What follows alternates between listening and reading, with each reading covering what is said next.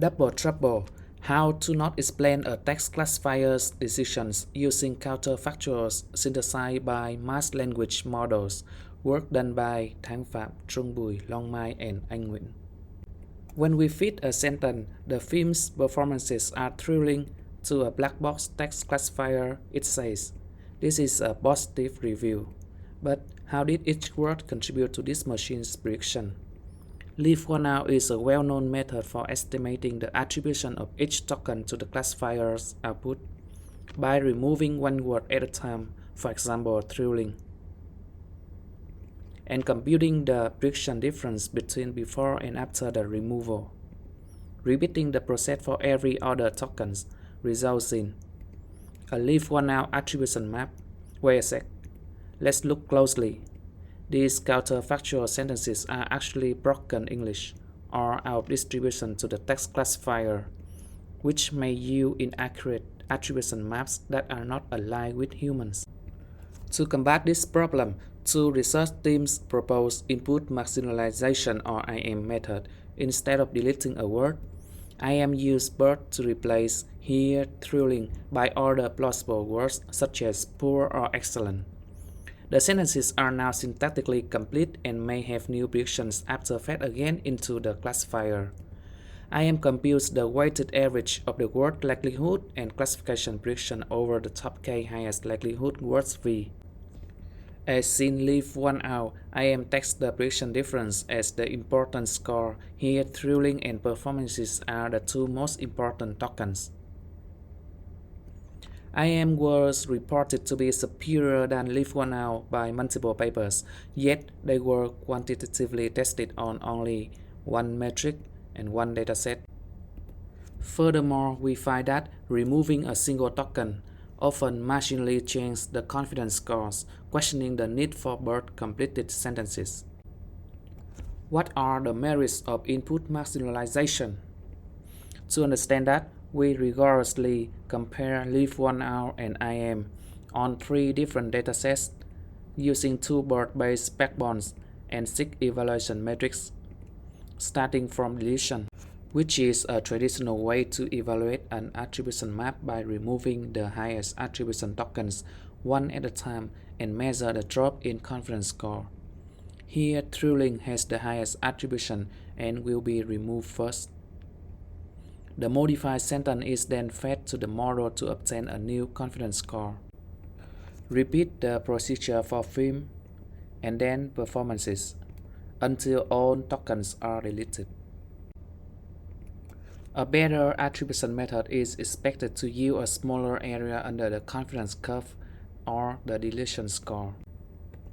To avoid the out-of-distribution issues in deletion, Kim and colleagues only evaluated IM on DeletionBERT, which replaced words instead of deleting them.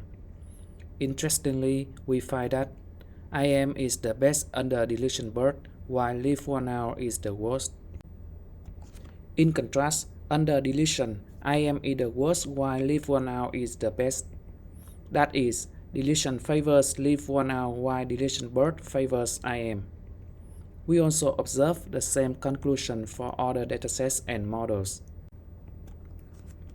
On the common raw and raw BERT benchmarks, leave one out tends to outperform IM, but the gaps are smaller. Compared to human annotations of important words, here the yellow highlighted, we find that IM important tokens have lower intersection over union or IOU, precision and recall. In contrast, leave one out highlights overlap more with human highlights. This trend holds for 3 datasets. So far, IM is consistently not better than leave one out, but why? We find a theoretical flaw of IM in explaining a classifier's decision at the word level. For instance, in this ESNOI example, a group of people prepare hot air balloons for takeoff. A group of people prepare cars for racing. Human annotations show that hot air balloons and cars are the keywords for why the two sentences contradict. But IM heat maps show near zero importance scores for hot air and balloons, for another model and another. IM attribution scores of hot air and balloons are always near zero regardless of the target classifier that we try to explain. The reason is that those words are highly predictable from the context. For example, hot here is 99% likely to precede air and balloons in this context. Same for air and balloons. This makes IM attribution scores of hot air and balloons always near zero regardless of the target classifier that we try to explain. Are there still merits to use BERT to replace words in future attribution methods?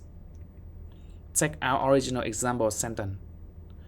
When a single token is randomly removed, the average drops in accuracy for three tasks SST, ESNLI, and multi-RC are marginal, and therefore we did not see any advantage of using BERT in IM to replace words. Yet, when many tokens are randomly removed in LAM method, the sentences are more syntactically broken. The drops in classification accuracy therefore become significant.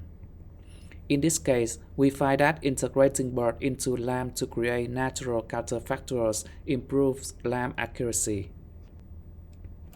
In sum, we find that there exists a bias in deletion-related metrics when evaluating future important heat maps. We find no evidence that IM is better than the simple leave one out, but integrating BERT into LAM does improve explanation accuracy.